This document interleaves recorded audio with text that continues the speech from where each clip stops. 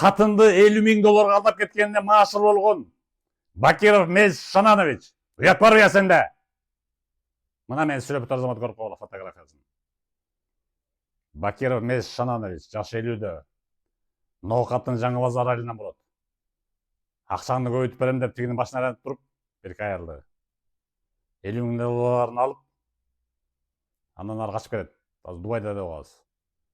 Жөн беріп қой, ұқтың бұл, Мез. Мына фотографияң шығып алады сен.